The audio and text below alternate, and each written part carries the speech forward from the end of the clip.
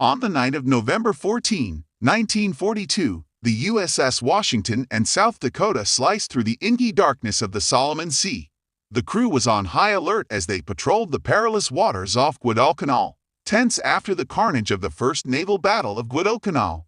Rear Admiral Willis Augustus Ching stood on the bridge, keenly searching for a Japanese force he knew was superior in numbers and firepower. If the enemy spotted them first, they could annihilate his task force. In the Combat Information Center, radar operators were hunched over their screens, their faces illuminated by an eerie green glow. Washington's advanced radar system was a closely guarded secret and Lee's primary hope. A staunch advocate of radar technology, Lee believed it could revolutionize naval warfare and was willing to stake everything on it. The radar provided an unprecedented advantage, allowing them to detect enemy ships long before visual contact. Lee was convinced this technology could turn the tide against the Japanese. Suddenly, a radar operator's voice broke over the intercom. Targets north-northwest making 21 knots in 2 columns at a range of 18,000 yards. Lee took a drag from his cigarette, glanced at Captain Glenn Davis, and casually remarked, "Well, stand by, Glenn, here they come."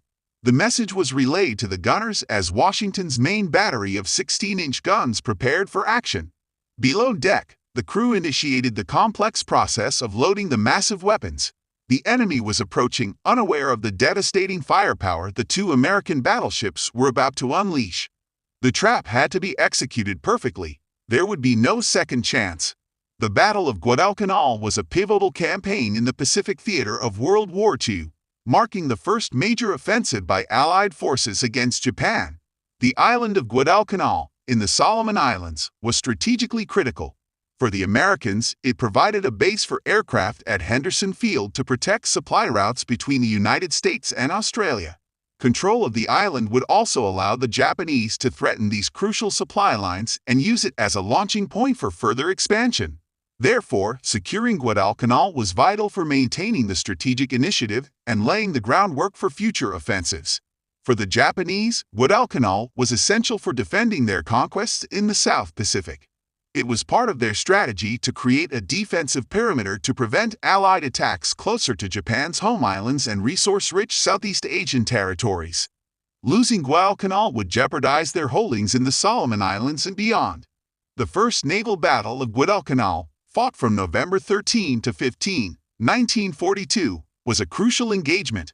The battle began when American and Japanese naval forces clashed near Guadalcanal.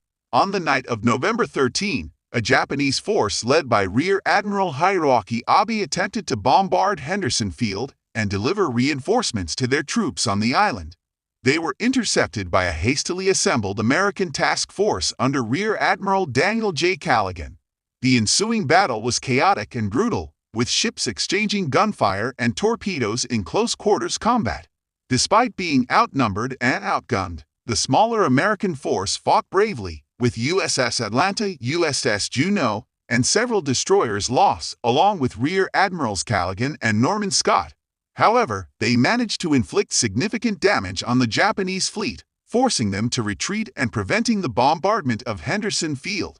American aircraft from Henderson Field attacked the retreating Japanese forces, sinking the battleship He on November 13, securing a strategic victory.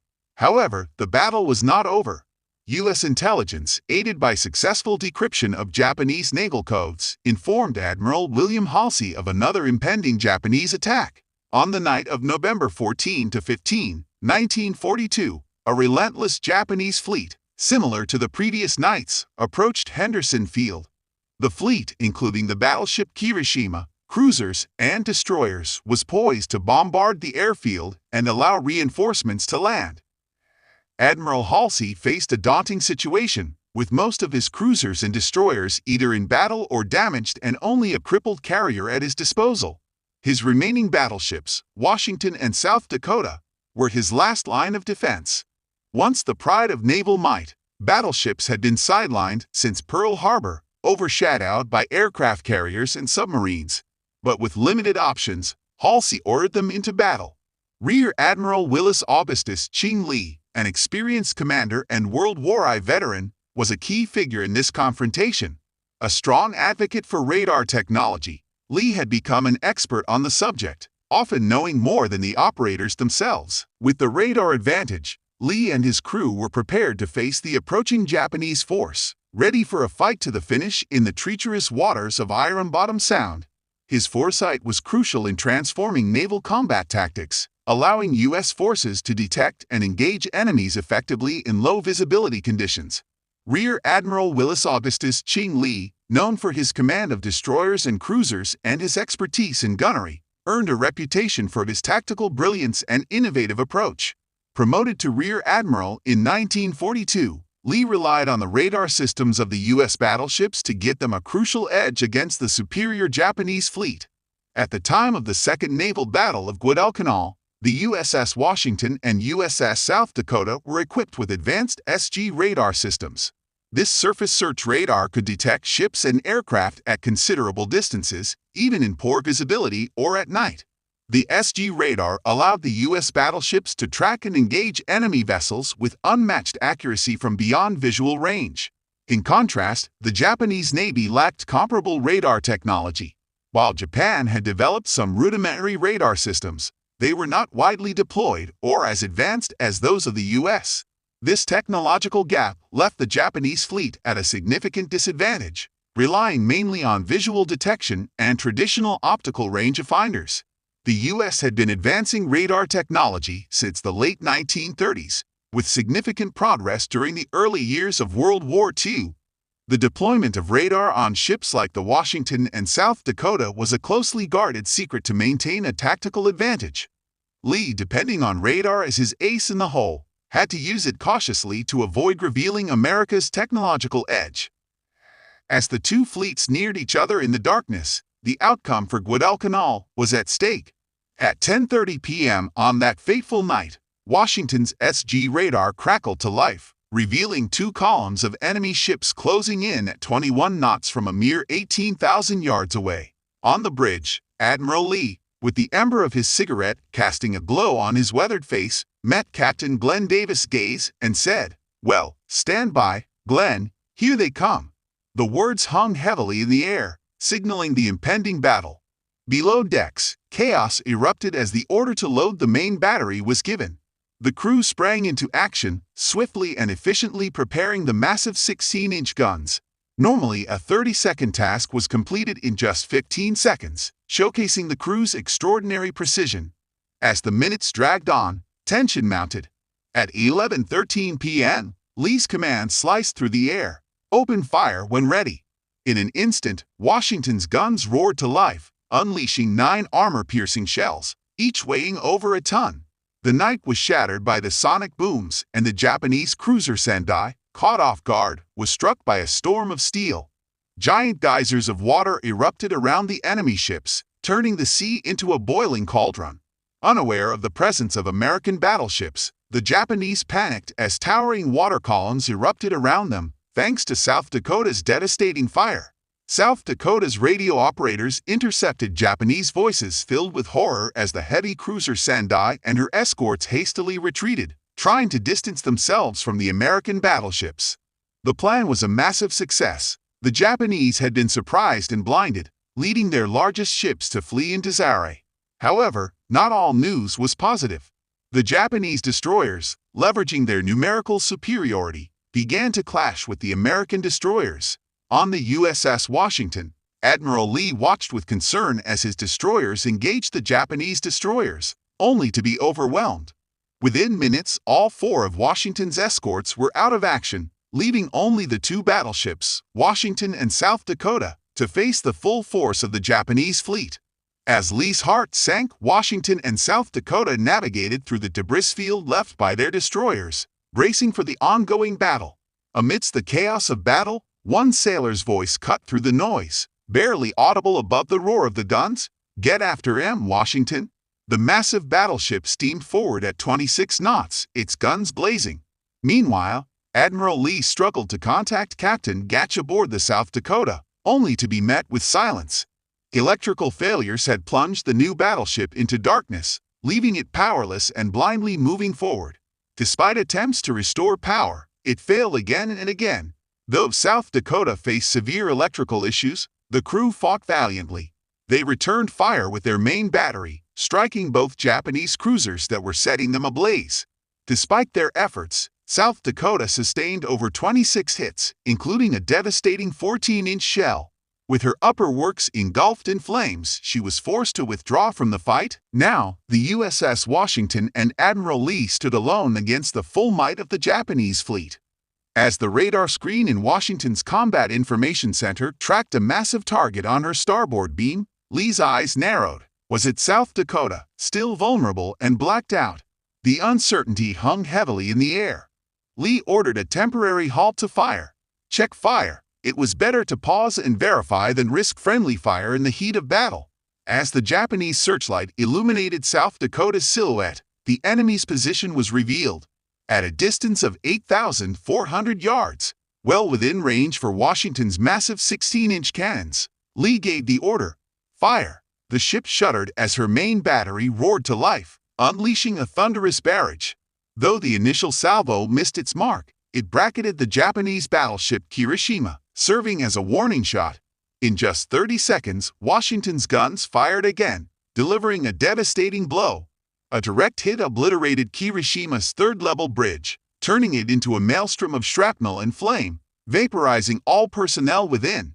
The third salvo from Washington was catastrophic. 5 shells struck Kirishima amidships, their armor-piercing fury penetrating deep into her structure. Bulkheads crumpled, deck plates shredded, and gaping holes opened up to the night sky. Below the waterline, another shell tore through, flooding the ship from side to side. Despite her critical state, Kirishima returned fire with a salvo of her own. Her 14-inch shells screamed past Washington's superstructure, so close that Lee felt the displaced air on his face. The range closed to a knife-fighting distance. Washington's 5-inch batteries joined the fray, unleashing a relentless barrage that tore apart Kirishima's superstructure.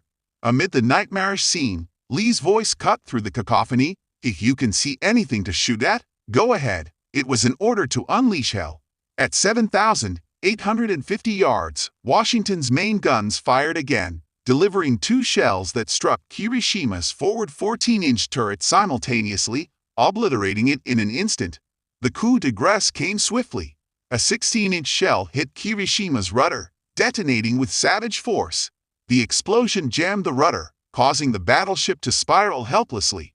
With 20 direct hits from Washington's 16-inch guns and numerous impacts from her 5-inch batteries, Kirishima's fate was sealed. She staggered through the darkness, listing heavily, with fires raging uncontrollably. Gradually, she rolled over, her stern lifting scoured, before she plunged into the abyss, her shattered hulk disappearing beneath the waves. The Japanese task force, deprived of its centerpiece, made a final desperate gesture, launching a salvo of torpedoes in a futile act of defiance. Then they retreated into the night, defeated and demoralized. Lee saw no need to pursue further. Washington had achieved her mission, crushing the enemy's spirit as decisively as she had their ships. He ordered a zigzag course, retiring from the battlefield, leaving behind a sea marred by oil, wreckage, and the shattered pride of the Imperial Navy. The fierce engagement between the USS Washington and USS South Dakota against a superior Japanese fleet had profound implications for both sides, significantly influencing the course of the war. The U.S. forces, under Admiral Lee, achieved a decisive victory at a significant cost. The American task force lost 4 destroyers and saw the South Dakota heavily damaged, suffering 26 hits, including a crippling 14-inch shell. Despite these losses, Admiral Lee's advanced radar technology and tactical expertise proved pivotal in turning the tide in favor of the Americans. The Japanese fleet, led by the battleship Kirishima, endured catastrophic losses. Kirishima sank after sustaining 20 direct hits from Washington's 16-inch guns. Additionally, the Japanese lost the cruiser Sendai and several destroyers during the chaotic retreat. The battle's casualties were heavy on both sides. The U.S. suffered approximately 242 deaths, including Rear Admirals Daniel J. Callaghan and Norman Scott, who had been lost in the earlier stages of the Guadalcanal campaign. The Japanese losses were even more severe, with over 1,500 sailors perishing, including many aboard Kirishima and other vessels that were sunk or heavily damaged. The destruction of these critical ships severely weakened the Japanese Navy's operational capacity in the Pacific. Strategically, the battle had profound consequences. The successful defense of Henderson Field on Guadalcanal ensured that the airfield remained under Allied control, allowing the U.S. to maintain its supply lines to Australia and continue launching offensives in the Pacific. The defeat forced the Japanese to reconsider their expansionist strategy, marking the beginning of a series of setbacks that would ultimately lead to their eventual defeat in the Pacific. Admiral Lee's legacy and the pivotal role of radar technology were firmly established by this battle. Lee's commitment to utilizing radar and his innovative approach to naval tactics in the heat of battle highlighted a forward-thinking strategy that revolutionized naval warfare. His leadership not only secured a critical victory, but also underscored the transformative impact of technological advancements in modern combat. Lee's name became synonymous with the effective use of radar, and his actions during the Second Naval Battle of Guadalcanal demonstrated how this technology could decisively alter the outcome of battle. The Second Naval Battle of Guadalcanal stands as a testament to the critical role of technological innovation and strategic foresight in naval warfare. Admiral Willis Lee's adept use of advanced radar technology and his tactical brilliance enabled the U.S. forces to secure a decisive victory against a superior Japanese fleet. Despite significant losses, including the sinking of the battleship Kirishima and severe damage to the USS South Dakota, the battle marked a turning point in the Pacific theater. The victory not only ensured the continued Allied control of Henderson Field, but also began a series of setbacks for Japan that would ultimately lead to their defeat in the Pacific. The battle highlighted the transformative impact of radar technology, which revolutionized naval combat and demonstrated the importance of integrating cutting-edge innovations into military strategy. Admiral Lee's legacy is enshrined in this battle, illustrating how technological advancements and strategic acumen can decisively shape the course of warfare.